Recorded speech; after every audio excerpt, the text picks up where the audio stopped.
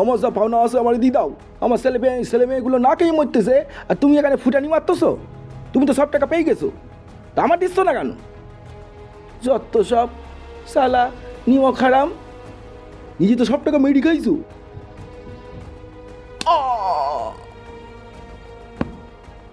শালা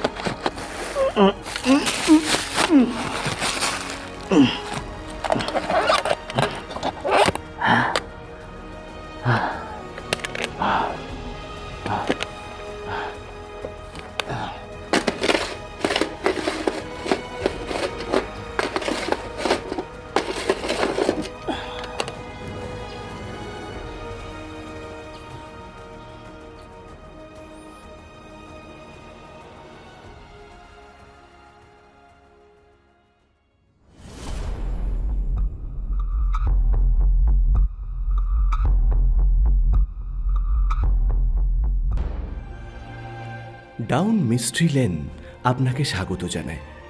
ভিন্ন স্বাদের রহস্য গল্প পেতে লাইক, শেয়ার এবং সাবস্ক্রাইব করুন আমাদের official YouTube channel down mystery lane. আজ আপনারা শুনবেন প্রিয়নাথ মুখোপাধ্যায়ের লেখা দারোগা প্রিয়নাথ কাহিনী বেওয়ারিশ লাশ। আজকের গল্প পাঠে তমাল, সুমনা, সময়, ময়ূক, অনুপম, তাপস, শ্রমিক, সিঞ্চন, শুভময়, সচ্চিদানন্দ, কুন্তল, শুভঙ্কর এবং আমি মনোতোষ। পোস্টার ডিজাইন মনোতোষ, সম্পাদনা তমাল। শুরু হচ্ছে আজকের গল্প প্রিয়নাথ মুখোপাধ্যায়ের দারোগা প্রিয়নাথ কাহিনী বেওয়ারিশ লাশ। এই গল্প যখন লিখছি তখন অপরাধী ধরা পড়েছে, তার ফাঁসিও হয়েছে। কিন্তু এই গল্পে অপরাধী ধরার জন্য কোনো ক্লু আমরা পাইনি। এ এক অদ্ভুত মোকদ্দমা। আসলে হয়েছে কি, কয়েকদিন আগে এক সকালে আমি থানার সামনে একটু পায়চারি করছিলাম। তখন এক লোক আমাকে বলল, রাস্তার ধারে পুলিন্দার ভিতর, মানে বড় একটা বাক্সের ভিতরে একটা বেওয়ারিশ লাশ পাওয়া গিয়েছে। তার কাছে আমি জানতে চাইলাম, আপনি কি লাশ দেখেছেন? লোকটি নির্লিপ্তভাবে বলল, না স্যার, আমি দেখিনি। তাহলে আপনি কি করে জানলেন যে রাস্তার ধারে একটি লাশ পাওয়া গিয়েছে? লোকটি আগের মতোই বলল, না মানে আমি শুনেছি ওই গঙ্গার ধারে একটা বাক্সের মধ্যে লাশ পাওয়া গেছে। আপনি কার কাছ থেকে শুনেছেন? সে বলল, না এই তার নাম ধাম তো আমি জানি না। ওই রাস্তার ধারে দাঁড়িয়ে একজন আরেকজনকে বলছিল, সেইটাই আমি শুনেছি। আচ্ছা, তো ঠিক কোন জায়গায় আর কোন রাস্তায় লাশটা পাওয়া গিয়েছে? সে আবার একইভাবে বলল, না সেটা আমার শোনা হয়নি, তবে গঙ্গার ধারেই পাওয়া গেছে। আমি একটু চটে গিয়ে বললাম, কবে পাওয়া গিয়েছে সেটা কি শুনেছেন? এবার সে বলল, হ্যাঁ এটা শুনেছি, আজই পাওয়া গেছে।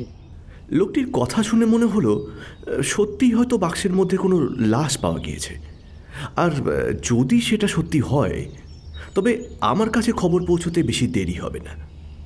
কিন্তু এটাও সত্যি যে কলকাতা শহরে গুজব ছড়াতে বেশি সময় লাগে না। আর এটাও কোনো গুজব হওয়া অসম্ভব নয়। এই সব ভাবনা যখন মাথায় এলো তখন সেই লোকটাকে বললাম, এবার থেকে সব কিছু জেনে তারপর থানায় আসবেন। এরকম অন্ধকারে ঢিল ছুড়লে হিতে বিপরীত হতে পারে। আপনি এখন যেতে পারেন। লোকটি বিনা বাক্য ব্যয়ে সেখান থেকে চলে গেল। আমিও আগের মতোই থানার সামনে পায়চারি করতে লাগলাম।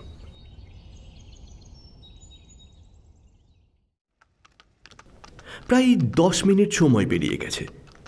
এমন সময় আমি বুঝলাম কিছু আগে লোকটা যা বলে গেছে সেটা গুজব নয়। আমার কাছে খবর এলো চটে মোড়া একটা বেওয়ারিশ লাশ বাক্সের মধ্যে জোড়াবাগান থানায় পাওয়া গিয়েছে। আমি নিয়ম মেনে জোড়াবাগান থানায় গিয়ে উপস্থিত হলাম। আমার পর ওখানে পরপর অফিসারেরা আসতে শুরু করেছেন। সবাই একত্রিত হলে লাশটা বের করা হলো। ডাক্তারবাবুকেও খবর দেওয়া হলো, আর করোনা সাহেবের কাছে একটা চিঠিতে সবিস্তারে লিখে তাকে পাঠানো হয়েছে। ডাক্তার আর কয়েকজন জুরির সাথে করোনা সাহেবও চলে এলেন। সেই বাক্সটি সর্বসম্মুখে আনা হলো। ওটা টিনের ডাবল আস্তরণ দিয়ে তৈরি, বেশ মজবুত একটা বাক্স। তবে সেটা বেশ পুরনো। দেখেই বোঝা যাচ্ছে এই বাক্সটি বহুদিন একই জায়গায় পড়েছিল, স্টকে ব্যবহার করা হয়নি। কিন্তু যে সময় বাক্স থানায় জমা দেওয়া হয় সেই সময় সেটা তালাবন্ধ ছিল, আর খুব শক্ত ও মজবুত একটা দড়ি দিয়ে বাঁধা ছিল। আমরা যাবার আগেই অবশ্য সেই দড়ি খুলে তালা ভেঙে ফেলা হয়েছিল। কিভাবে বাক্সটি থানায় এলো আর কেনই বা তার তালা ভাঙা হলো, সেই বিষয়ে জানার জন্য অফিসার জিজ্ঞাসা করলেন, আচ্ছা, যখন এই বাক্স আনা হয় তখন এখানে কে ছিলেন? মানে কার সামনে এই বাক্সটা আনা হয়েছিল? তখন ভীত সন্ত্রস্ত দারোগা এগিয়ে এসে কাঁপা গলায় বললেন, আগে আমার সামনেই এই বাক্সটা থানায় আনা হয়েছিল। অফিসার আবার জিজ্ঞাসা করলেন, কে এই বাক্স এনেছিল? দারোগা বিনীতভাবেই বললেন, আগে পোর্ট কমিশনারের একজন চাপরাশি, দুজন পুলিশ সাহায্যে এই বাক্সটা ভেতরে আনেন। পোর্ট কমিশনারের সেই চাপরাশিকে আপনি চেনেন? আগে চিনি বই কি, খুব ভালোভাবেই চিনি। সে এখন কোথায়? আগে এই থানাতেই তাকে বসিয়ে রেখেছি। আর ওই দুই কুলি? তারাও এখানেই আছে। আমি চাপরাশিকে ডেকে পাঠাচ্ছি। দারোগার নির্দেশ মতো চাপরাশি এসে উপস্থিত হলো। তাকে দেখেই অফিসার তার কাছে জানতে চাইলেন, আচ্ছা বলুন তো, এই বাক্সটা আপনি কোথা থেকে পেলেন? চাপরাশি হাত জোর করে বিনম্রভাবে বলল, আগে রাত 2টোর পর আমি পাহারা দেওয়ার জন্য গঙ্গার ধারে টহল দিতে যাই, সেইখানে এই বাক্সটা আমি দেখতে পাই। গঙ্গার ধারে কোন জায়গায় এই বাক্সটা ছিল? গঙ্গার ধারে না বেশ কিছু খোলা গুদাম আছে, সেখানে বিভিন্ন রকম মাল থাকে, তারই একটাতে এই বাক্সটা দেখি। তো যেখানে এই বাক্সটা ছিল সেখানে আপনি আর কাউকে দেখেছেন কি? আগে না হুজুর, কেউ ধারে পাশে ছিল না, কেবল এই বেওয়ারিশ বাক্সটাই পড়েছিল। আচ্ছা, ওটা যে বেওয়ারিশ সেটা আপনি বুঝলেন কি করে? অফিসারের চোখ থেকে চোখ সরিয়ে চাপরাশি বলল, আমি প্রথমত ভেবেছিলাম যার বাক্স সে এইখানে রেখে অন্য কোথাও কোনো কাজে গেছে, কাজ শেষ করে বাক্সটা এসে নিয়ে যাবে। কিন্তু অনেকক্ষণ অপেক্ষা করার পর যখন দেখলাম বাক্স কেউ নিতে আসছে না, তখনই নিশ্চিত হলাম যে ওই বাক্সটা নিশ্চয়ই বেওয়ারিশ। তাই আমি তখন প্রধান কর্মচারীকে খবর পাঠালাম। তিনি সমস্ত ঘটনা দেখে শুনে ওই বাক্সকে বেওয়ারিশ বলে মেনে নিলেন। উনি আমাকে বাক্সটা থানায় দেওয়ার জন্য আদেশও করলেন। তাই আমি এই বাক্সটা নিয়ে থানায় জমা দিতে এসেছি হুজুর। তো যে দুজন কুলি আপনার সাথে এসেছে এরা কারা? ওরা ওরা মোট বাবার কাজ করে, এই আশেপাশেই থাকে। আমি যখন দেখলাম বাক্সটা খুব ভারী, আমার একার দ্বারা সম্ভব নয়, তখন ওদের দুজনকে বাড়ি থেকে ডেকে এনে আমি এই বাক্সটা থানায় আনার ব্যবস্থা করি। ওরা এইসব কাজই করে। বাক্সতে কি আছে সেটা কি তুমি দেখেই তারপর থানায় এনেছিলে? না স্যার, আমরা সেটা দেখিনি, আমরা দেখতে পারি না। আমাদের নিয়মে যে জিনিস যেভাবে পাবো সেটা বেওয়ারিশ হলে সেইভাবেই থানায় জমা দিয়ে দেব, আর আমরা সেটাই করেছি। যদি আপনারা না খুলে থাকেন তবে কে খুলেছিল? আগে দারোগা বাবু, দোহাই আপনার, বিশেষ করুন ওই বাক্স আমরা খুলিনি। আচ্ছা, দারোগাবাবু খুলেছিলেন তো? তো যখন দারোগাবাবু বাক্স খুলছিলেন তখন আপনি ওখানে ছিলেন? আগে হ্যাঁ হ্যাঁ হ্যাঁ হুজুর, এই বাক্সটা যখন খোলা হয় তখন আমি সামনেই ছিলাম। অফিসার এবার দারোগার উদ্দেশ্যে বললেন, আপনি এই বাক্স প্রথম খুলেছিলেন? আগে হ্যাঁ, এটা আমি খুলেছিলাম। বাক্সটা যে খুললেন কেন, কি প্রয়োজনে? বাক্সটা জমা নেওয়ার আগে ওর ভেতরে কি আছে সেটা তো দেখে নেওয়ার দরকার, সেই জন্যই বাক্সের দড়িটা খুলেছিলাম। তারপরে দেখে তালা বন্ধ, সুতরাং তালাটাও ভাঙতে হলো। তালা ভাঙার পরে দেখি একটা চটে মোড়া জিনিস, সেই চটে অল্প ফাঁক করে দেখি একটা মৃতদেহ। এই ভয়ানক কাণ্ড দেখে আমি তক্ষুনি ঊর্ধ্বতন কর্মচারীকে খবর পাঠাই। তিনি ওপর থেকে সাথে সাথে নিচে নেমে এসে স্বচক্ষে দেখে তারপর আপনাদের জানান। অফিসার সব শুনে আবার এক দীর্ঘশ্বাস ফেলে বললেন, আপনি কি রেজিস্টারে সেই বাক্স জমা করেছেন? আগে না। কেন? বাক্সের ভেতর থেকে যখন লাশ বেরোলো তখন কি করে জমা নিই বলুন? থানার দারোগা ও চাপরাশির কাছ থেকে সমস্ত তথ্য নিয়ে অফিসার সেই বাক্স সবার সামনে খুলতে আদেশ দিলেন। বাক্সের ডালা খুলতেই দেখতে পেলাম চটে মোড়া সেই লাশ দড়ি দিয়ে খুব ভালোভাবে বাঁধা রয়েছে।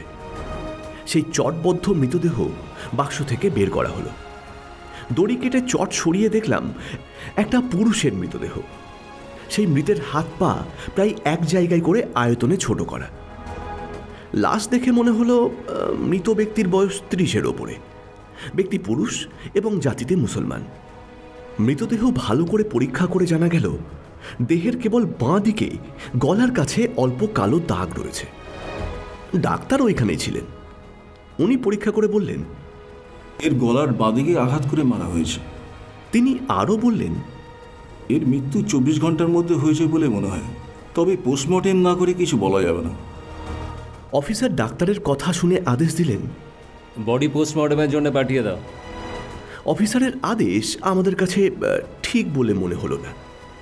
আমি বললাম, স্যার, আপনার নির্দেশ মানা আমাদের একান্ত কর্তব্য, কিন্তু লাশটা কার সেটা নিশ্চিত না হয়ে কি এটাকে পোস্টমর্টমের জন্য পাঠানো ঠিক হবে? কারণ লাশটা শনাক্ত না হলে আমরা হত্যার কারণ আর হত্যাকারীকে ধরতে পারবো না। আমাদের ইচ্ছে যদি মৃতদেহ কোনো খোলা জায়গায় রাখা হয় তাহলে সেটা দেখতে অনেক মানুষ আসবে, আর তাদের মধ্যে থেকে কেউ চিনতে পারলে আমাদেরও খুনিকে ধরতে খুব সুবিধা হতো। অফিসার আমাদের যুক্তি মেনে নিলেন এবং ডাক্তারের সঙ্গে পরামর্শ করলেন।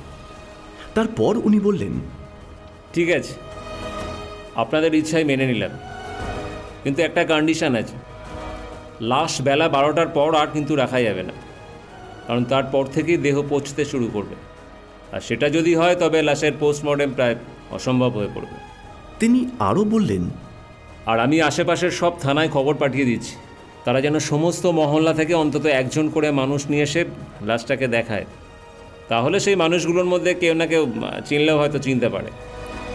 এই বলে অফিসার, ডাক্তার এবং করোনার সাহেব চলে গেলেন।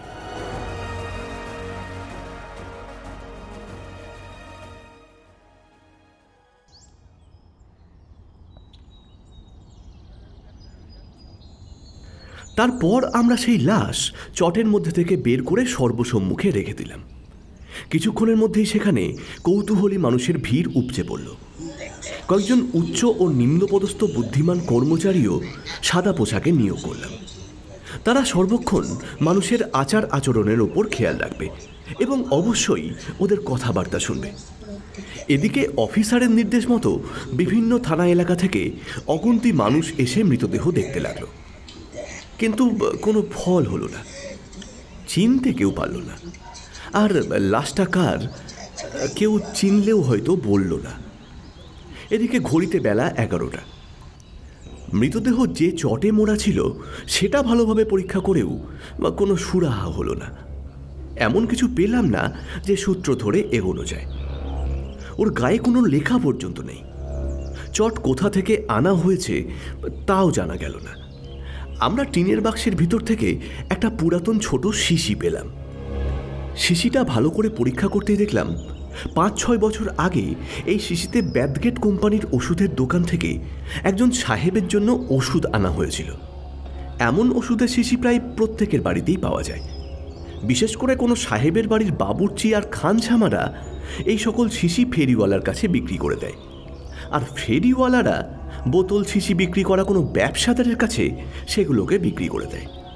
তারপর যার যা দরকার সেই হিসেবে ব্যবসাদারের কাছ থেকে কিনে নিয়ে আসে। সেই কারণেই শিশি ধরে অনুসন্ধান করতে গেলে 20 বাউ জলে গিয়ে পড়তে হবে। তাই এর তদন্ত অন্য উপায়ে করতে হবে। এদিকে নানা জায়গা থেকে বিভিন্ন লোক এসে মৃতদেহ দেখছিল। তাদের মধ্যে কেউ দুঃখ প্রকাশ করছিল, কেউ বা খুনির 14 গোষ্ঠী উদ্ধার করছিল। ওদের কথাবার্তা থেকে স্পষ্ট বোঝা যাচ্ছিল তারা কেউই সেই মৃত ব্যক্তিকে চিনতে পারেনি। লাশটা যেখানে রাখা ছিল আমি এবার সেখানে গেলাম। অনেকক্ষণ সেখানে দাঁড়িয়ে প্রত্যেকের কথাবার্তা মনোযোগ দিয়ে শোনবার চেষ্টা করলাম। তার ভেতর এক ব্যক্তির উপর আমাদের নজর পড়ল। সেই ব্যক্তি আরেকজনের সঙ্গে নিচু গলায় কথা বলছিল। আমার কেমন সন্দেহ হতে আমি চুপি চুপি তাদের পিছনে গিয়ে ওদের কথাবার্তা শোনার চেষ্টা করলাম। কথা শুনে জানতে পারলাম এই লোকটি মৃতদেহটিকে শনাক্ত করতে পেরেছে। প্রথম ব্যক্তি বলল, কি গো, এই তুমি চিনতে পেরেছো নাকি? দ্বিতীয় ব্যক্তি বলল, আমার মনে হচ্ছে এই সেই লোকটা। আমি আর স্থির থাকতে পারলাম না। সঙ্গে সঙ্গেই আমি জিজ্ঞাসা করলাম, এই মৃত লোকটিকে আপনি চেনেন? দ্বিতীয় ব্যক্তি উত্তর দিল, এ তো হকদার। হকদারকে? ব্রাউন কোম্পানির একজন কোচম্যান। এর পরিচিত আর কেউ আছে? হ্যাঁ, এর আর এক ভাই আছে। সেই ভাইয়ের নাম জানেন? দ্বিতীয় ব্যক্তি মাথা নেড়ে বলল, না, নাম জানি না। আচ্ছা, সে কোথায় থাকে জানা আছে? হ্যাঁ জানি, আসলে সেও ব্রাউন কোম্পানিতে কোচম্যানের কাজ করে। যতদূর জানি সে অফিসেই থাকে। আমার সঙ্গে তার দেখা করিয়ে দিতে পারবেন? বিশেষ জরুরি। দ্বিতীয় ব্যক্তি সবিনয়ে বলল, আমার যে অন্য কাজ আছে, আমাকে এক্ষুনি যেতে হবে, অন্যথা হলে মনিব আমাকে চাকরি থেকে আবার বরখাস্ত করবেন। দেখুন, যদি আপনি আমাদেরকে সাহায্য করেন তাহলে আপনার মনিব আপনার উপর সন্তুষ্ট হবেন। ও আরেকটা কথা, যদি আপনার দ্বারা আমাদের কাজ সুষ্ঠুভাবে সম্পন্ন হয় তবে গভর্নমেন্টের কাছ থেকে আপনার জন্য পারিতোষিকের ব্যবস্থা করতে পারি। এই শুনে কিছুক্ষণ চিন্তা করে দ্বিতীয় ব্যক্তি আমার কথাই রাজি হলেন, আর তখনই আমাদেরকে আর গড়াই নিয়ে গেলেন। আচ্ছা ঠিক আছে, চলুন।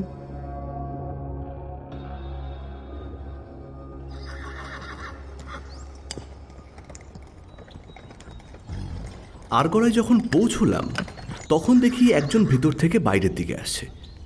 লোকটাকে দেখেই দ্বিতীয় ব্যক্তি বলল, আপনারা যার খোঁজ করছেন এই সেই লোক। এটা শোনার পর আমি সেই ব্যক্তিকে ডাকলাম। উনি কাছে আসতে জিজ্ঞাসা করলাম, আপনার নাম কি? উনি বললেন, আমি সুবেদার।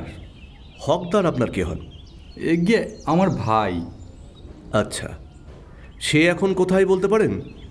সুবেদার মাথা চুলকিয়ে বললেন, এগিয়ে সে দুদিন হলেও বাড়ি থেকে বেরিয়েছে, বলেছিল দেশের বাড়ি যাবে। আমি একটু ভেবে বললাম, আচ্ছা, সে যখন যায় তখন কি সে কোনো দামি কিছু সঙ্গে নিয়েছিল? না স্যার, সঙ্গে কোনো দামি জিনিস ছিল না। তবে এতদিন কাজ করার ফলে সে যে টাকা আয় করেছে তার সবটাই ওর কাছে ছিল। সেই টাকার পরিমাণ কত সেটা কি জানেন? না স্যার, সেটা আমি বলতে পারবো না, তবে মনে হয় 100 টাকার কম নয়। আপনি কি নিশ্চিত যে সে দেশের বাড়ি গেছে? সুবেদার বলল, সেটা আমার পক্ষে বলা সম্ভব না, তবে বলতে পারি যে সে যখন জামা কাপড় টাকা করি নিয়ে বাড়ি থেকে বেরিয়েছে তখন সে দেশের বাড়িতেই যাবে। আমি আসল ঘটনা লুকিয়ে রেখে সুবেদারকে বললাম, দেখুন, আমার মনে হয় আপনার ভাই দেশে যায়নি। সে এখন কলকাতাতেই একটা মামলায় ফেসে আছে। তবে সে যে আপনার ভাই এ বিষয়ে আমি নিশ্চিত করে বলতে পারি না, কিন্তু আমার বিশ্বাস সে আপনার ভাইই হবে। সুবেদার বিচলিত হয়ে বলল, ভাই কী ধরনের মামলায় জড়িয়ে গেছে সেটা যদি বলেন তবে তবে বড় উপকার হয়। না না, তার প্রয়োজন দেখছি না। আপনি আমার সঙ্গে গেলেই সব পরিষ্কার হয়ে যাবে। আপনার ভাইকেও দেখতে পাবেন, আর অন্য খবরও আপনার জানা হবে। এই কথা শুনে সুবেদার আমার সাথে যেতে রাজি হলো, কিন্তু বলল, আপনি আপনি আমারে কিছু সময় দেন, ভিতরে আমার এক আত্মীয় আছে, আমি তারে সঙ্গে করে নিয়ে যেতে চাই। এই বলে সে ভিতরে চলে গেল। কিছুক্ষণের মধ্যেই এক বছর 30-এর লোককে সঙ্গে করে ফিরে এসে বলল, চলুন স্যার, কোথায় যেতে হবে?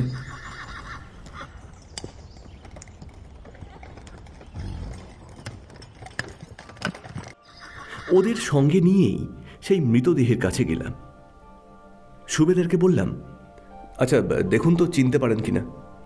সুবেদার অনেকক্ষণ ধরে লাশ পর্যবেক্ষণ করে বলল, দেখে তো আমার ভাই হকদার মনে হচ্ছে, কিন্তু কিন্তু একে এমনভাবে কে মারল? আপনি সবই জানতে পারবেন। কিভাবে এই মৃতদেহ পাওয়া গেছে, তাকে কিভাবেই বা মারা হয়েছে, কিন্তু তার আগে আমাকে নিশ্চিত করুন এই মৃতদেহটা হকদারের। সুবেদার লাশটাকে আরও একবার ভালোভাবে পর্যবেক্ষণ করে বলল, হ্যাঁ স্যার, এ লাশ আমার ভাই হকদারেরই। আসলে মানুষ মারা গেলে তার চেহারার পরিবর্তন হয়, তখন তাকে চেনা বড় মুশকিল হয়, অনেক সময়ই ভুল শনাক্তকরণ হয়। সেই কারণেই আমি আর একবার অনুসন্ধান করার প্রয়োজন বোধ করলাম। আমি আবার সুবেদারকে নিশ্চিত হতে বললাম। দেখুন, আপনি ভালো করে দেখে নিশ্চিত হয়ে জানান। সুবেদার দৃঢ় কণ্ঠে বলল, এই আমার ভাই হকদারের দেহ, এ বিষয়ে আমি নিশ্চিত। কিন্তু স্যার, ভাইয়ের কাছ থেকে কি কোনো টাকা পাওয়া গেছে? না, শুধু লাশটাই পাওয়া গিয়েছে, কোনো টাকা পয়সাও পাওয়া যায়নি। সুবেদার দীর্ঘশ্বাস ফেলে বলল, তাহলে টাকার লোভেই ওকে কেউ খুন করেছে। আমিও নিশ্চিত হলাম। বললাম, যদি মৃতদেহটা আপনার ভাইয়ের হয় তাহলে আমি নিশ্চিত ওই টাকাটাই তার মৃত্যুর কারণ। সুবেদার বলল, স্যার, এটা আমার ভাই। সুবেদারের কথায় অবিশ্বাস করবার কোনো কারণ নেই। সে তার ভাইকে চিনবে, এটাই তো স্বাভাবিক। সে যাই হোক, সুবেদারের কথা যদি ঠিক হয় তবে আসল হত্যাকারীকে শনাক্ত করা খুবই কঠিন কাজ। আমার অনুমান টাকার জন্যই এই খুন। তাহলে ধরে নিতে হয় এই খুন কোনো পাকা মাথার দ্বারাই সম্ভব। তাই অপরাধী ধরা খুব সহজ কাজ নয়, আর তার জন্য আমাকে আলাদাভাবে ভাবতে হবে। সেই সময় আমার মাথায় আসলো সুবেদারের সেই আত্মীয়, মানে যে ওর সঙ্গে এসেছে, সেও তো হকদারকে ভালোভাবেই চেনে। ওকে একবার লাশটা দেখালে কেমন হয়? সেই মতোই আমি তাকে ডেকে লাশ দেখালাম। আচ্ছা, আপনি দেখুন তো লাশটা, এটা কি হকদারের? সে অনেকক্ষণ ভালোভাবে নিরীক্ষণ করে বলল, না স্যার, এটা কার মৃতদেহ আমি ঠিক চিনতে পারছি না। আপনি সুবেদারের ভাই হকদারকে চেনেন? খুব চিনি। তাহলে এটা কি হকদারের মৃতদেহ? এই মৃতদেহ দেখতে অনেকটা হকদারের মতো, কিন্তু এটা হকদারের দেহ নয়। তবে যে সুবেদার বলছে এটা ওরই ভাই? সুবেদারের নিশ্চয়ই কোথাও ভুল হচ্ছে, কারণ হকদার এর থেকে একটু লম্বা আর একটু বেশি মোটা। তাহলে হকদার এখন কোথায় বলতে পারবেন? সে তো দেশে গেছে। আচ্ছা, সে যে দেশে গেছে সেটা কি কেউ দেখেছে? না, সেটা আমার জানা নেই, অন্তত আমিও যাওয়া দেখিনি। তাকে কেউ কি ট্রেনে উঠিয়ে দিয়েছে? সেটা তো আমি ঠিক জানি না স্যার, তবে ওর সাথে আমানতে যাওয়ার কথা ছিল। আমানতকে? আমানত ওই যে গ্রামে হকদারের বাড়ি, সে গ্রামেই থাকে। আচ্ছা, আমানত এখানে কোথায় থাকতো? আগে বালিগঞ্জ। বালিগঞ্জের কোথায়? বালিগঞ্জে একজনের আড়গড়া আছে, সেখানে সে থাকে। সেটা কার আড়গড়া? আগে সেটা একটা সাহেবের, তবে আমি সাহেবের নাম জানি না। সেখানে সে কি কাজ করে? আগে স্যার সহিসের কাজ করে। আচ্ছা, আপনি কি সেই আড়গড়ায় আমাকে নিয়ে যেতে পারবেন? কেন পারবো না, এখনই চলুন আমার সাথে, আপনাকে দেখিয়ে দিচ্ছি। সুবেদার দ্বারা মৃতদেহ শনাক্ত হয়েছে। অর্থের লোভে তার ভাই হকদারকে মেরে ফেলে বাক্সের ভিতর ঢুকিয়ে ফেলে দিয়েছে। এই কথা বিদ্যুৎ বেগে শহরের কোনায় কোনায় ছড়িয়ে পড়ল। যেসব কর্মচারী এই কাজে নিযুক্ত ছিল, এই সংবাদ পেয়ে তারা কেউ অন্য কাজে চলে গেল, কিছু কর্মচারী চলে এলো মৃতদেহের কাছে। এরপর আমি সুবেদার ও তার আত্মীয়কে নিয়ে বালিগঞ্জের উদ্দেশ্যে চললাম।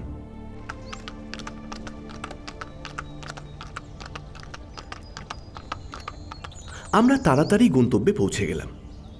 আমাদেরকে বাইরে রেখে সেই আত্মীয় আড়গড়ার ভিতরে গেল। কিছুক্ষণ পর ফিরে এসে সে বলল, আমানত ও হকদার কেউই এখনো দেশে যায়নি স্যার, তবে আজ সন্ধেবেলা তারা যাবে। আচ্ছা, হকদার কোথায় আছে সে কথা কি আমানত কিছু বলল? আমানত কি বলবে, আমি নিজেই তো হকদারকে দেখে এলাম। হ্যাঁ, আপনি সত্যিই তাকে দেখেছেন? হ্যাঁ, আমি সচক্ষে দেখে এলাম। আপনার বিশ্বাস হচ্ছে না? আমাকে তবে একটু সময় দিন, আপনার সামনে ওকে আমি নিয়ে আসছি। সেই ভালো, তাকে আমার সামনে আনুন। আমার কথা শুনে আত্মীয় আবার আড়গড়ার ভিতরে গেল। আবার প্রায় সঙ্গে সঙ্গেই ফিরে এলো হকদারকে সঙ্গে নিয়ে। আমি হকদারকে সঙ্গে করে ফিরে গেলাম। সবাই হকদারকে দেখে অবাক হলো। অনুসন্ধানের এক অধ্যায় শেষ হলো, কিন্তু থানায় ফিরে মৃতদেহ দেখতে পেলাম না। তাকে পোস্টমর্টেমের জন্য পাঠানো হয়েছে। আমি সেখানে গিয়েও অবাক হয়ে গেলাম। সেখানেও কাতারে কাতারে মানুষ সেই মৃতদেহ দেখবার জন্য জড়ো হয়েছে। বাক্সের মধ্যে একটা ওষুধের শিশি পাওয়া গেছে, সে কথা তো আপনাদেরকে আগেই বলেছি।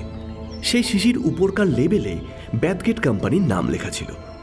একজন কর্মচারী সেই শিশিটা নিয়ে ব্যাথগেট কোম্পানির অফিসে গিয়েছিলেন। সেই কর্মচারী এসে বলল, ব্যাথগেট কোম্পানি নথিপত্র ঘেঁটে শুধু বলতে পেরেছে ওটা ওদের কোম্পানির ওষুধ।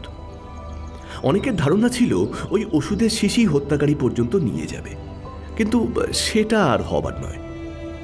যে একটা সূত্র পেয়ে আমি এই কেস থেকে উদ্ধার পাবো বলে আশা করেছিলাম, এখন আমার সেই আশাটাও রইল না। আবার কোন পথ ধরতে হবে সেই পথই খুঁজে চলেছি। এটা ভাবতে ভাবতেই আমি গেটের সামনে এসে দাঁড়ালাম। দেখলাম তখনও বহু মানুষ সেই মৃতদেহ দেখতে আসছে, আবার তারা বেরিয়েও যাচ্ছে। আমি তখন ক্লান্ত, তাই পথের ধারে একটা চায়ের দোকানে গিয়ে বসলাম। তখনও মানুষের আসা যাওয়া চলছে। আমি মনোযোগ দিয়ে সবই লক্ষ্য করছিলাম। তখন একজনের উপর আমার নজর আটকে গেল। আমার কান খাড়া হলো। শুনলাম এক মুসলমান আরেক মুসলমান লোককে বলছে, এই লাশটা মেহের আলী জামাইয়ের না? তুমি ঠিক বলেছ, এখন আমি চিনতে পারলাম মেহের আলী জামাই হবে। এই কথা কানে আসতেই আমি দুজনকেই কাছে ডাকলাম। জিজ্ঞাসা করলাম, আপনারা কি এই মৃতদেহ চিনতে পারলেন? প্রথম ব্যক্তি বলল, না স্যার, ঠিক চিনতে পারতিস না। মেহের আলীকে আপনি চেনেন নাকি? কোন মেহের আলী? না না, আমি কোনো মেহের আলীকে চিনি না। আমি দ্বিতীয় ব্যক্তির উদ্দেশ্যে বললাম, আপনি নিশ্চয়ই মেহের আলীকে চেনেন। সে বলল, আমি এক মেহের আলীকে চিনি। কোন মেহের আলী? সে থাকে তালতলায়, সাহেবের কাছে খানসামার কাজ করে। তার জামাইকে আপনি চেনেন? তার এক জামাই আছে, সেটা আমি জানি। আমি আবার জানতে চাইলাম, আচ্ছা এই মেহের আলীর জামাই এখন কোথায়? সেটা তো আমি ঠিক বলতে পারবো না। তার নাম কি? না, তার নাম তো মনে নেই। আচ্ছা, আপনি এই মৃতদেহ দেখে কি মনে করেন? এটা কি মেহের আলীর জামাইয়ের দেহ? সেরকমই লাগছে বটে, ঠিক চিনতে পারছি না। আমি আবার প্রথম ব্যক্তিকে জিজ্ঞাসা করলাম, আপনার কি মনে হয় এটা মেহের আলীর জামাইয়ের লাশ? মেহের আলীকেই চিনি না, তার আমার জামাই। আপনার মতো মিথ্যেবাদী আমি আগে দেখিনি। এক্ষুনি আপনার সঙ্গীকে বললেন যে এটা মেহের আলীর জামাই, আর আমি জিজ্ঞাসা করতে ডিগবাজি খেলেন। আপনার মতো নির্বোধ আমি দেখিনি। এই মৃতদেহ কার সেটা যে বলতে পারবে, সে 50 টাকা পারিতোষিক পাবে। একথা তো সবাই জানে, আপনি শোনেননি? হ্যাঁ শুনেছি তো, কিন্তু চিনতে না পারলি কার নাম বলবো বলুন? দেখুন, আমি আর মিথ্যে সহ্য করতে পারছি না। আপনার মুখ দিয়ে কিভাবে সত্যি বের করতে হয় এখন সেই ব্যবস্থাই করছি। আগে এনাকে কিছু কথা জিজ্ঞাসা করে নিই, তারপর আপনার ব্যবস্থা করছি। এই বলে আমি দ্বিতীয় ব্যক্তিকে আবার জিজ্ঞাসা করলাম, আচ্ছা এই মেহের আলীর জামাই কোথায় থাকে আপনি জানেন? না স্যার, আমি তার বাড়িটারই চিনি না, তবে মেহের আলীর বাড়ি আমি চিনি। আচ্ছা ঠিক আছে, আপনি আমাকে সেখানে নিয়ে যেতে পারবেন? কিন্তু আমাকে এক বিশেষ কাজে অন্য জায়গায় যেতে হবে যে। আপনি অন্য সময় যখন বলবেন আমি ঠিক আপনাকে নিয়ে যেতে পারবো, কিন্তু এখন আমার কাজ খুবই জরুরি। আপনি অন্য কাজে যাচ্ছেন? কিন্তু এই লাশটা যদি মেহের আলীর জামাইয়ের হয়, তখন সরকার থেকে আপনি 50 টাকা পারিতোষিক পাবেন, আর পুলিশের কাজে সাহায্য করা হবে। তাই বলছি আপনার কাজ পরে করবেন। আপনি মেহের আলীর ঠিকানা দিন, আমরা অনায়াসেই মেহের আলীর জামাইয়ের খোঁজ পেয়ে যাব। আমার কথায় কয়েকবার আপত্তি করলেও অবশেষে সে আমাকে সঙ্গে করে মেহের আলীর কাছে নিয়ে চলল। আচ্ছা ঠিক আছে, চলে। এই তুমি এনার সঙ্গে থাকো, আর ওনাকে কোথাও যেতে দেবে না। আমি অপর ব্যক্তির কাছে এক প্রহরী মোতায়েন করে তালতলায় মেহের আলীর বাড়ি উপস্থিত হলাম। মেহের আলী বাড়ি ছিল না, সকালে সে কাজে বেরিয়ে গেছে। মেহের আলীর একমাত্র মেয়ে তখন ওখানেই ছিল। আমরা যখন সেই বাড়ির সামনে গেলাম, তখনই পাড়ার বহু কৌতূহলী জনতা ভিড় করে দাঁড়িয়ে পড়েছে। ওদের একজনকে মেহের আলীর আত্মীয় মনে হলো। তাই আমি তার কাছে জানতে চাইলাম, শুনুন, মেহের আলীর জামাইয়ের নাম কি? কিন্তু লোকটি নিজে কিছু বলতে পারল না।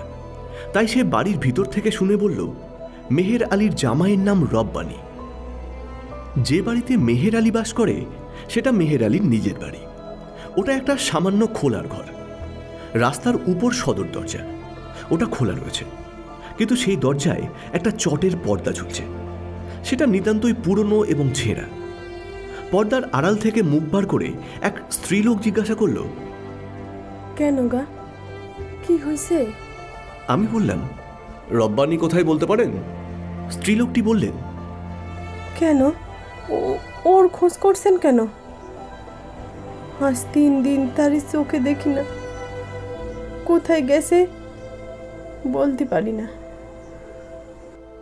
আমি রাগঢাক না করি বললাম, একটা লাশ পাওয়া গিয়েছে। কেউ কেউ বলছে ওটা মেহের আলীর জামাইয়ের, তাই একটু খোঁজ নিতে এসেছি।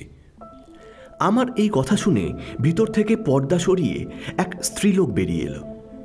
আমাদের সামনে এসে বলল, বুঝতে পারছি, আমার কপাল পুড়ছে। চলুন স্যার, আমার নিয়ে চলুন, আমি লাশটা দেখব।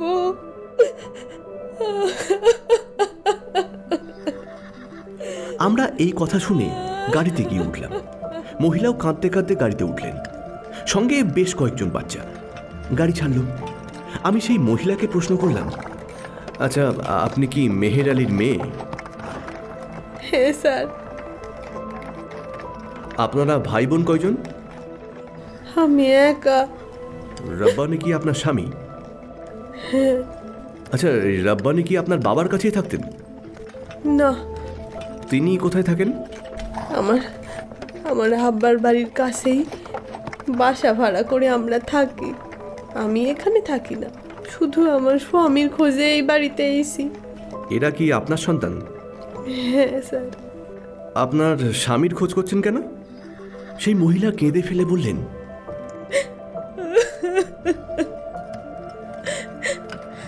স্যার, 2 দিন হলো আমার স্বামী বাড়ি ফেরে নাই। কোথায় গেল আমার না বলে কোথাও যায় না। এই জন্যই এইছি, যাতে কোনো খোঁজ টোজ পাই। আপনার স্বামী কবে বাড়ি থেকে গিয়েছে? পরশু সন্ধ্যার আগেই বাড়ি থেকে বেরিয়েছিল, এখনো বেরে না। তিনি কোথায় যাচ্ছেন বা কেন যাচ্ছেন এমন কিছু বলে গিয়েছেন? হ্যাঁ বলছে। আমাদের অবস্থা ভালো না স্যার, যাই করে তাই দিয়ে অতি কষ্টে আমাদের দিন চলে। গত পরশু কোনো কাজ জোটেনি, তাই উপার্জনও নেই। যেটুকু চাল ছিল তাই ফুটিয়ে বাচ্চাদের খাওয়াইছি, আর অল্প যেটুকু হাঁড়িতে পড়েছিল তাই আমরা দুজনে খেয়েছি, কিন্তু আমাদের পেট ভরে নাই।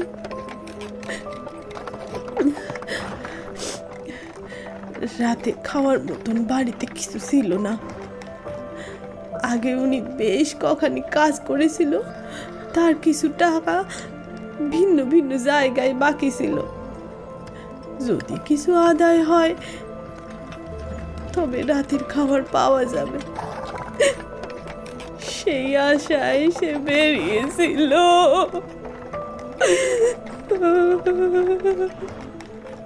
আমি জানতে চাইলাম, উনি কি কাজ করতেন? ঘরামির কাজ করতেন। তার এই রোজগারের উপর নির্ভর করে এই তো গুলো প্রাণ বেঁচে আছি। আচ্ছা, ওনার পাওনা কার কার কাছে ছিল বা উনি কার কাছে যাচ্ছিলেন কিছু বলেছিলেন? সে তেমন কিছু বলেনি, শুধু বলেছিল প্রথমে সে আব্বার কাছে যাবে, সেখানে কিছু পাওয়া গেলে অন্য জায়গায় যাবে, আর সন্ধেবেলায় বাড়ি চলে আসবে।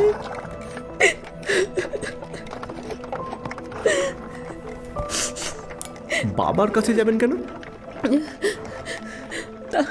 তার কাছে কিছু টাকা পায়, সেই জন্যে। সেখানে কিসের পাওনা? আমার আব্বা যেখানে চাকরি করেন সেখানে সাহেবের বাড়িতে ছোট একটা চালাঘর বেঁধেছিল আব্বা সাহেবের খানসামা। তিনি সাহেবের কাছ থেকে সেই চালাঘর বাঁধার কন্ট্রাক্ট পেয়েছিল।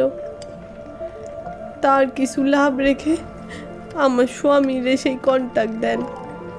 আমার স্বামী দিন রাত খেটে সেই কাজ শেষ করেন। আব্বা সাহেবের কাছ থেকে সব টাকা বুঝে নিয়েছেন, কিন্তু আমার স্বামীরে পুরো টাকা দেন নাই, কয়েকটা টাকা বাকি আছে। আপনার বাবার কাছে কত টাকা বাকি আছে?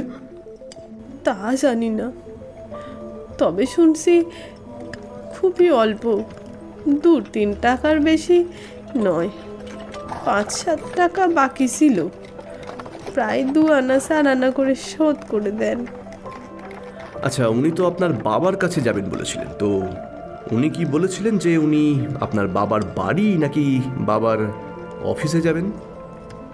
দিনের বেলায় আব্বা বাড়িতে থাকেন না, উনি কাজে থাকেন, তাই বলছিলেন সাহেবের বাড়ি যাবে। আপনার বাবা কোন সাহেবের বাড়িতে কাজ করেন? না স্যার, সেটা আমি জানি না।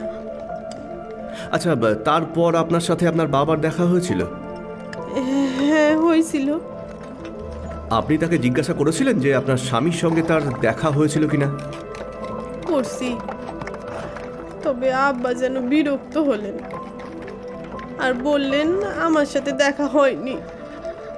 কেন বিরক্ত হলেন কেন? না না স্যার, সেইটা আমি বলতে পারবো না। আপনার বাবার সঙ্গে কখন দেখা হয়েছিল? আজ শেষ রাতে।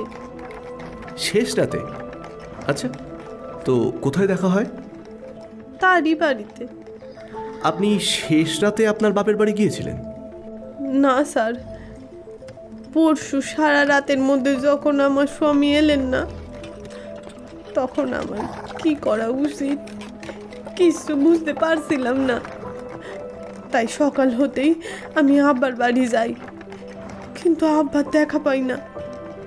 শুনলাম সারা রাত উনিও ফেরেন নাই। মা আমার মুখে সব ঘটনা শুনলেন, বলছিলেন হয়তো তোমার আব্বার কাছে গিয়ে বিশেষ কোনো কাজে আটকে গেছে, সময় হলেই চলে আসবে।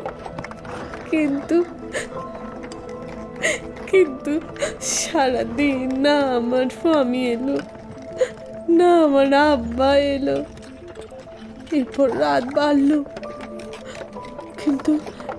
কিন্তু দুজনের কারোর কোনো খবর নেই। শেষে রাতে আমার আব্বা একাই এলেন। আমার চিন্তা আরো বেড়ে গেল। আব্বার কাছে জানতে চাইলাম, তোমার জামাইকে কোথাও দেখছো? আব্বা তখন বিরক্ত হলেন। আমি আবার বললাম, সে বলেছিল তোমার কাছে যাবে। আরে না না, সে আমার কাছে যায়নি, আসলে গত কয়েকদিন আমার সঙ্গে তার দেখাই হয়নি। আমি বললাম, তবে আমি তার খোঁজ কোথায় করব? বলো না আব্বা, তার খোঁজ আমি কোথায় করব?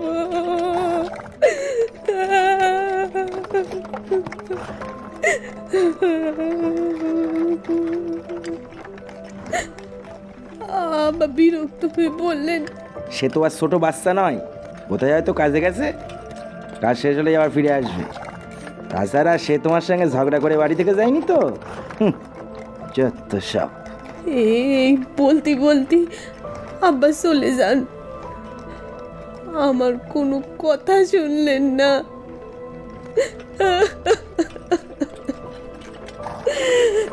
এইসব কথাবার্তা বলতে বলতেই আমরা পৌঁছে গেলাম।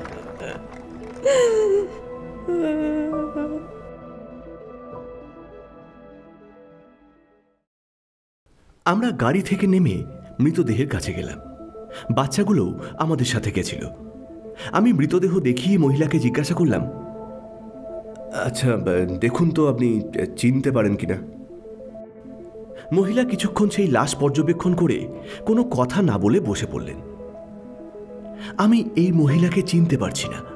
তার মুখাবয়বে এক পরিবর্তন এসে শোকে, দুঃখে, ভয়ে সে যেন স্থবির হয়ে গেছে। প্রচণ্ড আঘাতে তার যেন বাক শক্তির লোপ পেয়েছে। আমি জানতে চাইলাম, ইনি কি আপনার স্বামী? কোনো উত্তর নেই। বাচ্চাদের মধ্যে সবথেকে ছোটটি মায়ের মুখ ধরে জিজ্ঞাসা করল, আম্মু, আব্বা। আর বুঝতে বাকি রইল না এটা রব্বানির মৃতদেহ। সবচেয়ে বড় ছেলেটিকে আমি জিজ্ঞাসা করলাম, ইনি কে? তোমার বাবা? হ্যাঁ, আমার আব্বা। এর নাম রব্বানি? হ্যাঁ। মেহের আলী তোমার কে হয়? না না। তোমার নানা কোথায় কাজ করেন তুমি জানো? হ্যাঁ জানি। আচ্ছা, তো সেই সাহেবের নাম কি? সেটা জানি না। কোন জায়গায়, মানে কোন রাস্তায় তুমি জানো? তাও জানি না, তবে সেটা একটা স্কুল। তোমার নানা যেখানে কাজ করেন সেটা একটা স্কুল? হ্যাঁ, স্কুল। সেই স্কুল তুমি চেনো? হ্যাঁ চিনি। কি করে চিনলে? অনেকবার আব্বা নানার সঙ্গে ওখানে গেছি। আচ্ছা, আমাদেরকে নিয়ে যেতে পারবে? হ্যাঁ পারবো, তবে এখান থেকে পারবো না। কোথা থেকে চিনতে পারবে? আমাদের বাড়ি থেকে চিনতে পারবো। তবে আমার সঙ্গে এসো, তোমাদের বাড়ি যাব। আমার আম্মা? উনি এখানেই থাকবেন, আমরা কাজ মিটিয়ে এখানে ফিরে আসব। এই বলে আমরা গাড়িতে উঠলাম। রব্বানের স্ত্রী প্রায় অচেতন অবস্থায় ওইখানেই বসে রয়েছেন।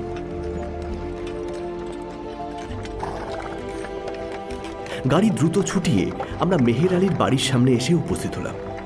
ছেলেটি বলল, আমি গাড়ির ভেতরে বসলে স্কুল চিনতে পারবো না, তবে গাড়ির উপরে বসলে স্কুল চিনতে পারবো। তার কথায় রাজি হয়ে তাকে কোচ বাক্সের উপর বসালাম। তারপর তার নির্দেশ মতোই আমাদের গাড়ি চলতে লাগলো। হ্যাঁ, এবার ডান দিকে চলেন। হ্যাঁ, এবার সোজা। বাড়ি এই রাস্তা, এই রাস্তা। এই তো এসে গেছি, এই তো সেই স্কুল। কিছুক্ষণ পরেই দেখলাম গাড়ি পার্ক স্ট্রিটের একটা প্রকাণ্ড বাড়ির সামনে দাঁড়ালো। এই বাড়ি আমি চিনি, এটা সত্যিই একটা বিরাট স্কুল। এখানে ইংরেজ ছাত্রের সংখ্যাই বেশি, তারা এই স্কুলের ভেতরের ছাত্রাবাসেই থাকে।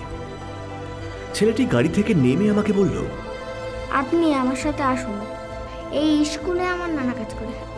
আমি বাক্য ব্যয় না করে স্কুলের ভিতরে গেলাম। সেই স্কুলের চাকরদের জন্য স্কুলের ভিতর এক পাশে তাদের থাকার ঘর রয়েছে, তার একটাতেই মেহের আলী থাকে। ছেলেটি একেবারে মেহের আলীর ঘরের সামনে নিয়ে গেল। সেখানে দরজার সামনে এক লোক বসেছিল। বাইরের লোকটাকে দেখে ছেলেটি বলল, না না, এরা তোমাকে খুঁজছেন, আব্বা মরে গেছে। ছেলেটির কথা শুনে মেহের আলী আমাদেরকে দেখে বলল, আপনারা এখানে কার খোঁজে এসেছেন? আপনি কি মেহের আলী? হ্যাঁ, আমি মেহের আলী। আপনারা এইখানে এসেছেন এই কথা বড় সাহেব জানেন? না। আপনাদের বড় সাহেবকে? তিনি এই বাড়িতেই থাকেন, তার অনুমতি বিনা কেউ এখানে ঢুকতে পারে না। উনি জানার আগেই আপনারা এখান থেকে চলে যান, এটাই ভালো হবে।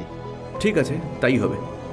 আমরা এক্ষুনি চলে যাব, কিন্তু তার আগে আমার কয়েকটা প্রশ্নের জবাব দিন তো।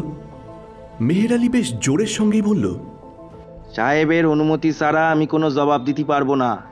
তাহলে আপনি সাহেবকে খবর পাঠান, বলুন আমরা কিছু প্রশ্ন করব, তার জবাব আপনি দিতে পারবেন কিনা। আমার কোনো প্রয়োজন নেই, যদি আপনারা প্রয়োজন বোধ করেন আপনারা গিয়ে জিজ্ঞাসা করে আসুন। এই কথায় আমার রাগে ফেটে পড়তে ইচ্ছে হলো, সারা শরীর রাগে কাঁপতে লাগলো। একবার ভাবলাম ওর ওই ব্যবহারের যোগ্য জবাব দিই। পরক্ষণে মনে হলো এতে আমাদের কার্যসিদ্ধি করতে অসুবিধে হতে পারে। সাহেবের এলাকায় এমন করা উচিত হবে না। সাহেব খেপে গেলে সব কাজ পণ্ড হবে। যদি ওনার অনুমতি পাওয়া যায় তবে মেহের আলী সমস্ত প্রশ্নের জবাব দিতে বাধ্য হবে। আমি তাই সাহেবের কাছ থেকে অনুমতি নেবার জন্য পা বাড়ালাম।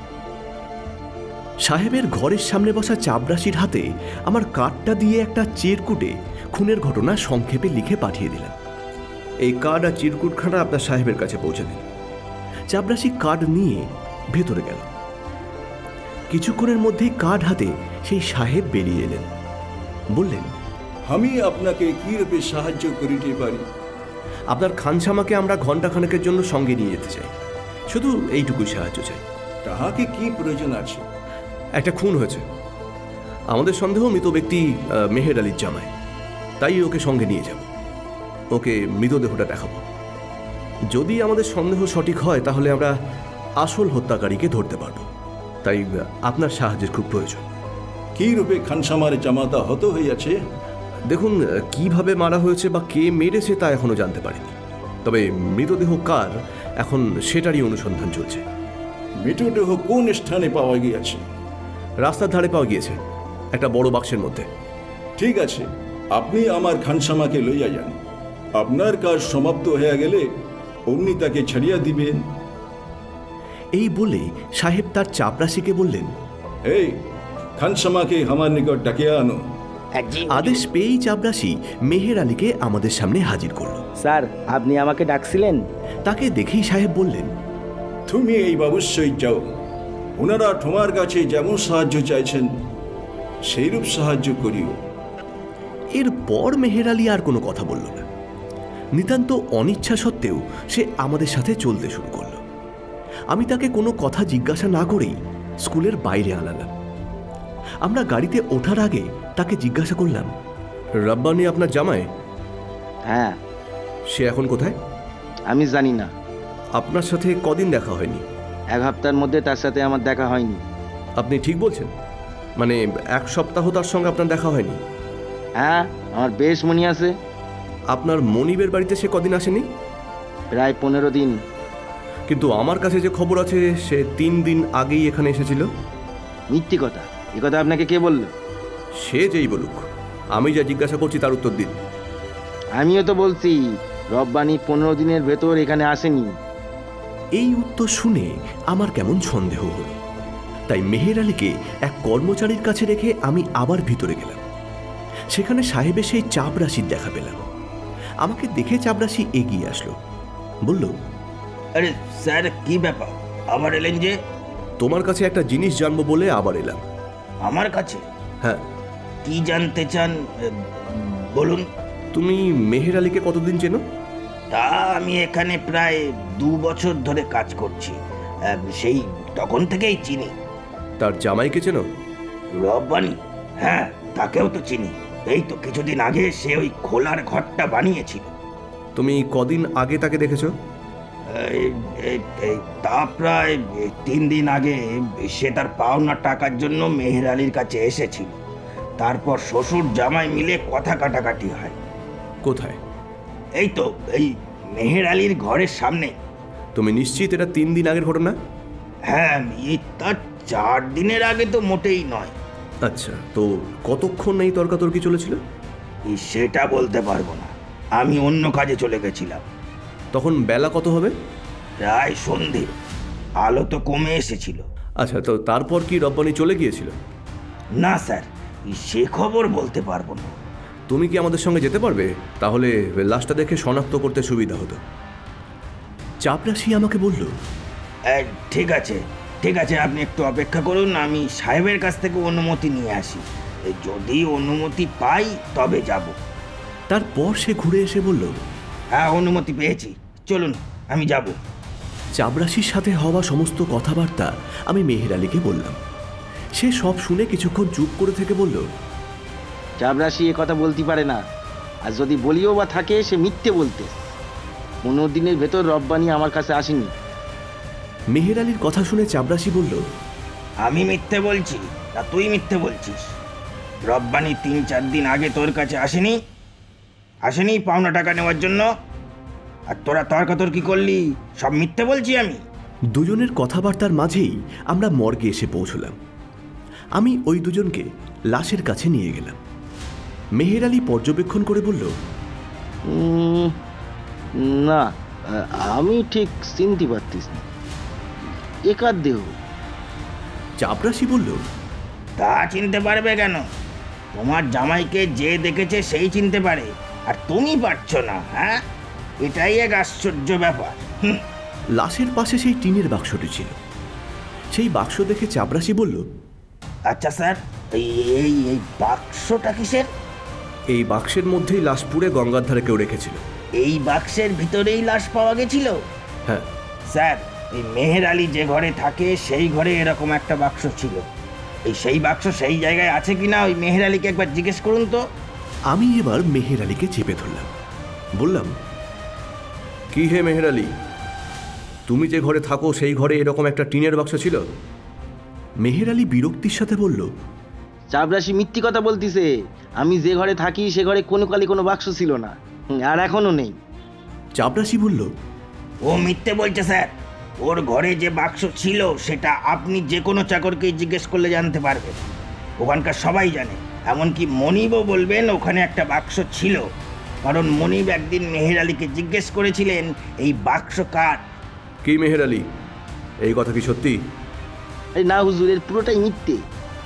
যদি চাপরাশির কথা মিথ্যে হয় তো তুমি বাঁচলে, আর আর এটা যদি সত্যি হয় তবে প্রমাণ হবে তুমি ছাড়া এই খুন কেউ করেনি। মেহের আলী অবাক হয়ে বলল, সে কি স্যার, আপনারা বিশ্বাস করেন আমি আমার জামাইকে খুন করতে পারি? সব পরিস্থিতি বলছে আপনি এই খুন করেছেন। এখন বলে ফেলুন আসল ঘটনা, তাহলে বুঝতে পারবো আপনি রাগের বশে হঠাৎ খুন করেছেন নাকি বুঝে শুনে ঠান্ডা মাথায় এই কাজ করেছেন। মেহের আলী আমার কথায় আর কোনো উত্তর না দিয়ে সেই জায়গায় বসে পড়ল।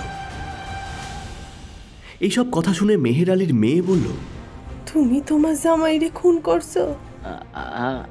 আমি আমি মানে তা বেশ করছো। নিজের হাতে নিজের মেয়েরে বিধবা করছো, বাপের উপযুক্ত কাজই করছো। বলে সে হাউ হাউ করে কেঁদে ফেলল। না মানে আমি না আমি মানে মেহের আলীর কথা শুনে ও তার অবস্থা দেখে আমাদের স্পষ্টই মনে হলো যে মেহের আলী ছাড়া এই কাজ আর কেউ করেনি। তবে লাশটাকে গুম করার জন্য অন্য কেউ তাকে সাহায্য করলেও করতে পারে। মনে মনে এইরকম ভেবে সেই বাক্স আর সেই ওষুধের শিশি নিয়ে মেহের আলী ও চাপরাশির সঙ্গে আবার সেই স্কুলে গেলাম। সেখানে গিয়ে সাহেবের সঙ্গে দেখা করে পুরো ঘটনা তাকে বললাম। সব শুনে সাহেব মেহের আলীর ঘরে গিয়ে বাক্সটা দেখে বললেন, এই রকম বাক্স তিনি এখানে আগে দেখেছেন, কিন্তু এখন আর দেখছেন না। সেখানে গিয়ে ভালো করে পর্যবেক্ষণ করে দেখলাম সেই ঘরে একটা বাক্স ছিল, তার চিহ্ন এখনো আছে। ওষুধের শিশি দেখে সাহেব বললেন, তাতে যে নাম লেখা আছে সেই নামের একটি ছেলে এই স্কুলে আগে পড়তো, কিন্তু এখন সে অন্য স্কুলে পড়ে। দরকার হলে তাকেও ডেকে জিজ্ঞাসাবাদ করা যেতে পারে। মেহের আলী যখন দেখল যে সব কথা প্রকাশ হয়ে গেছে তখন সে সব স্বীকার করল। সে যা বলল তার অর্থ এই রকম, হ্যাঁ, রব্বানি আমার জামাই, সে ওই মাটির ঘরটা বানিয়েছিল, আর সেই পাওনা টাকার জন্যই সে আমার সব সময় বিরক্ত করতো। সময় নেই অসময় নেই এসে তাগাদা করতো। আমার কাছে তখন টাকা ছিল না, তাই ওকে আমি টাকা দিতে পারিনি। তাই সে আমাকে গালাগাল দিতে লাগলো। আমার খুব রাগ হলো, তাই থেকে বললাম, তুমি ভেতরে এসো, আমি সব হিসাব করে দিয়ে দিচ্ছি। জামাই ভিতরে আসতি আমি তার কানের গোড়ায় এক সর মারি, আর আমার মার খেয়ে সে মাটিতে লুটিয়ে পড়ে। তারপর তাকে লাথিও মেরেছিলাম। পরে দেখলাম সে মারা গেছে। তো তখন কি করব ভেবে না পেয়ে ওই শটে মুড়ি ফেলি। তারপর বাক্সের মধ্যে পুড়ে ঘরের মধ্যে রেখে দিলাম। কিন্তু কিভাবে আমি সেই বাক্স বাইরে নিয়ে যাব কিছুতেই ভেবে পাচ্ছিলাম না। ধীরে ধীরে সকাল হলো, সারাদিন গেল। তারপর রাতে এক কুলির দ্বারা সেই বাক্স আমি এক জেটির মধ্যে রেখে কুলিকে বিদায় দিই। ভাবছিলাম বাক্স গঙ্গায় ভাসিয়ে দেবো, কিন্তু সুযোগ পেলাম না। এক চাপরাশি ওই বাক্স দেখে সঙ্গে নিয়ে গেল। আমিও ভয় পেয়ে ওখান থেকে পালিয়ে এলাম। এর দিন কয়েক পরেই মেহের আলীর স্বীকারোক্তিতে সে দোষী সাব্যস্ত হয় এবং সেই স্বীকারোক্তিতেই তার ফাঁসি হয়।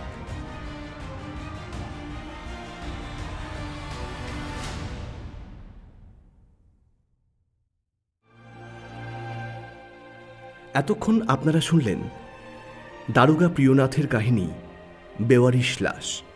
আজকের গল্প পাঠে ছিল তমাল, সুমনা, সময়, ময়ূক, অনুপম, তাপস, শ্রমিক, সিঞ্চন, শুভময়, সচ্চিদানন্দ, কুন্তল, শুভঙ্কর এবং আমি মনতোষ। পোস্টার ডিজাইন মনতোষ, সম্পাদনা তমাল। যদি গল্পটি আপনাদের ভালো লেগে থাকে তাহলে অতি অবশ্যই লাইক করবেন, শেয়ার করবেন এবং কমেন্টের মাধ্যমে আপনার মূল্যবান মতামত জানাবেন। ও ভালো কথা, এখনও যদি সাবস্ক্রাইব না করে থাকেন তাহলে অবশ্যই সাবস্ক্রাইব করুন আমাদের official YouTube channel down mystery lane.